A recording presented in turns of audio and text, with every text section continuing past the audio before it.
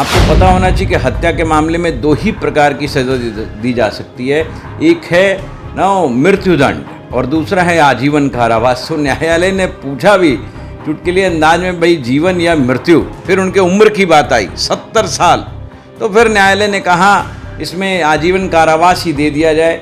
और अभी फिलहाल भी वो झारखंड के जेल में है अशोक सिंह हत्याकांड में। ये देखिए, ट्रायल कोर्ट और हाई कोर्ट कहीं ना कहीं इस मामले में फेल कर गया। नमस्कार, आप देख रहे हैं लाइव सिटीज। मैं हूं आपके साथ सौरभ राज। पूर्व सांसद प्रभुनाथ सिंह को सुप्रीम कोर्ट से उम्र कैद की सजा मिली है। मामला 1995 का है, 2 लोगों की हत्या का। इसके ऊपर विस्तार से बात करने के लिए कानून के जानकार आलोक कुमार रंजन इनसे बात करेंगे। आलोक जी, पूर्व सांसद प्रभुनाथ सिंह को सुप्रीम कोर्ट ने कुछ दिन पहले ही दोषी ठहराया था और अब उन्हें उम्र कैद की सजा मिल गई है। बिल्कुल, उनको उम्र कैद की सज़ा दी गई है क्योंकि हत्या का मामला है। आपको पता होना चाहिए कि हत्या के मामले में दो ही प्रकार की सज़ा दी जा सकती है।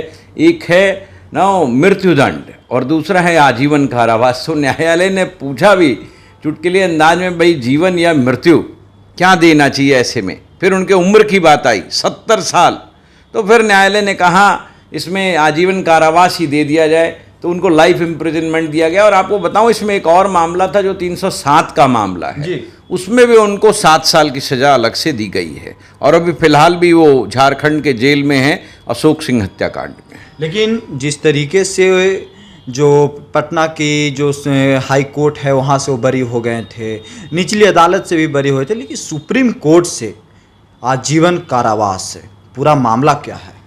देखिए, निचली अदालत ने बिल्कुल कहा कि भाई ट्रायल में एविडेंस नहीं मिला और फिर जो इन्वेस्टिगेशन पुलिस के द्वारा हुआ, आप जानते ही हैं, इन्वेस्टिगेशन ढंग से नहीं हो पाया और साक्ष्य नहीं मिला। तो साक्ष्य के अभाव में और इन्वेस्टिगेशन सही नहीं होने के कारण निचली अदालत ने ऐसा निर्णय दिया। हालांकि इस पर सुप्रीम कोर्ट ने बड़े चुटकुले अंदाज में बड़े ही कहा भी भगवान ही मालिक है, मैं क्या हो रहा है इस विधि व्यवस्था में। और फिर पटना हाई कोर्ट की तो बात आप जानते ही हैं, पटना हाई कोर्ट ने भी यही दलील दी कि भाई एविडेंस नहीं मिल पाया। आपको पता होगा कि जो भाई उनके पिता थे पीड़ित के, वो भी आ रहे थे और माता उनकी भी हत्या करवा दी गई थी और वोट न देने के कारण ये हत्या हुई थी। तो बड़ा दर्दनाक मामला हो गया एक प्रकार से मिला जुला करके। तो न्यायालय ने भी इस पर चिंता जाहिर की, लेकिन न्यायालय के साथ एक समस्या होती है, खास करके ट्रायल कोर्ट हाई कोर्ट ने कहा कि हमारे पास एविडेंस ही नहीं है।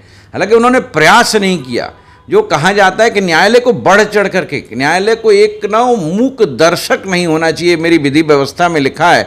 न्यायालय को बल्कि एक ना बिल्कुल जागरूक खिलाड़ी की तरह काम करना चाहिए। बट शायद हाई कोर्ट और निचली अदालत, कोर्ट ने वो कर्तव्य नहीं निभाया। हाँ, हाई कोर्ट ने वो शायद कर्तव्य नहीं निभाया। और सुप्रीम कोर्ट, जिसका नाम सुप्रीम है, कहा जाता है सर्वोच्च न्यायालय है, जहाँ न्याय मिलता ही मिलता है, उसने कहा कि नहीं, ये नहीं होना चाहिए इस देश में।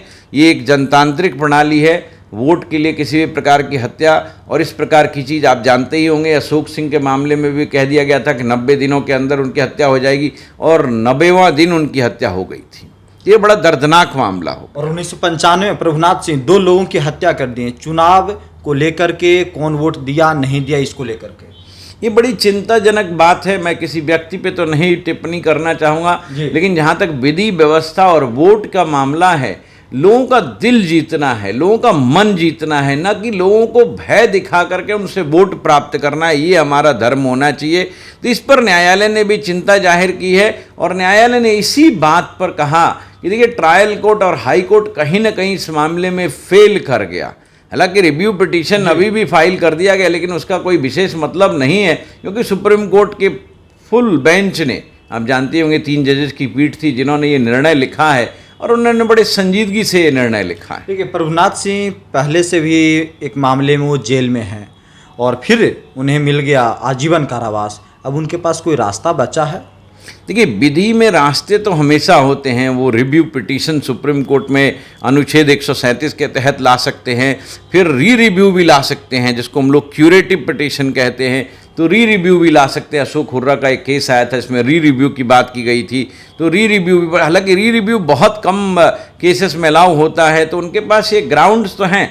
और यही नहीं, न्यायालय का दरवाज़ा बंद होने के बाद भी वो माननीय राष्ट्रपति के पास भी जा सकते हैं किसी भी प्रकार की क्षमा याचना के लिए हमारे संविधान के अनुच्छेद 72 में ये व्यवस्था दी गई है कि इस परिस्थितियों में राष्ट्रपति जो है अपना विशेषाधिकार का इस्तेमाल कर सकते हैं अनुच्छेद 72 में, और उनकी सजा को माफ़ी हो सकती है। क्या आपको लगता है कि उन किसी तरीके से वो बच सकते हैं, कोई मौका मिल सकता है उन्हें?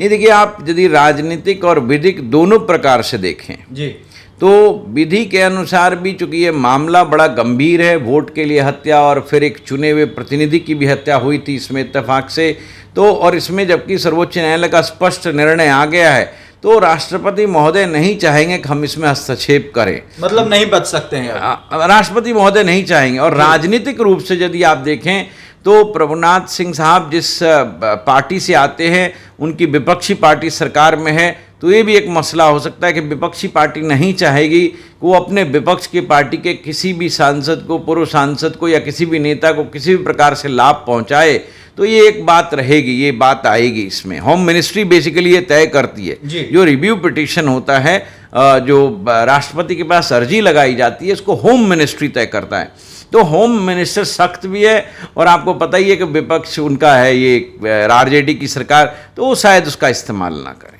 लेकिन ये है कि देर आए दुरुस्त आए, एक समय के बाद, क्योंकि लंबा अंतराल हो गया, लेकिन सुप्रीम कोर्ट अभी भी जिंदा है।